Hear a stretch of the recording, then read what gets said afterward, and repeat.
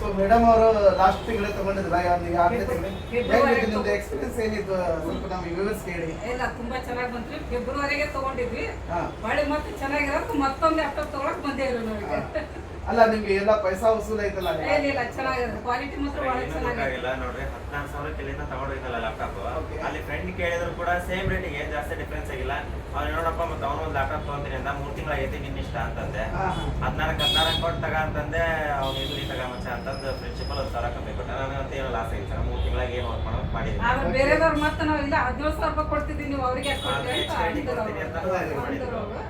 Laptop work ಚೆನ್ನಾಗಿತ್ತು. ಅದಕ್ಕಿಂತ ಇದು ಹೈಯರ್ ರೇಟ್ ಚೆನ್ನಾಗಿತ್ತು ಸರ್. ಆನ್ಲೈನ್ ರೇಟ್ ನೋಡಿದ್ರೆ ನಿಮ್ಮ ಹತ್ರನೇ ಕಮ್ಮಿ ಸಿಕ್ಕಂಗ ಐತಿ ನನಗೆ. ಅದೇ ನೋಡಿದಲ್ಲ, ಅಮೆಝಾನ್ ನಲ್ಲಿ 74,000 ರೂಪಾಯಿ ಐತಿ ರೀಫರ್ಬಿಶ್ಡ್ ಲ್ಯಾಪ್ಟಾಪ್.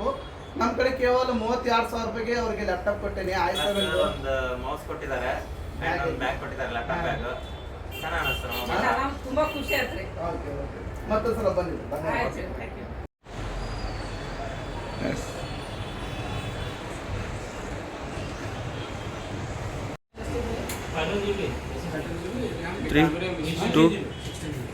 ಸರ್, ನೀವು ಲ್ಯಾಪ್ಟಾಪ್ ತಗೊಂಡ್ರೆ ನಿಮ್ಗೆ ಏನು ವಿಡಿಯೋನಲ್ಲಿ ಏನು ಹೇಳಿದೈತಿ ಅದೇ ತರ ಆಯ್ತಲ್ರಿ ಇದು?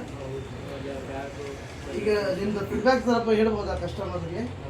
ಏನೇನು ಬರ್ತೀರಿ ನಿಮಗೆ ಲ್ಯಾಪ್ಟಾಪ್ ಜೊತೆ? ಒಂದು ಬ್ಯಾಗ್ ಬಂತ್ರಿ, ಒಂದು ವೈರ್ಲೆಸ್ ಮೌಸ್ ಬಂತು, ಒಂದು ಆಂಟಿ ವೈರಸ್ ಸ್ಪೀಕರ್.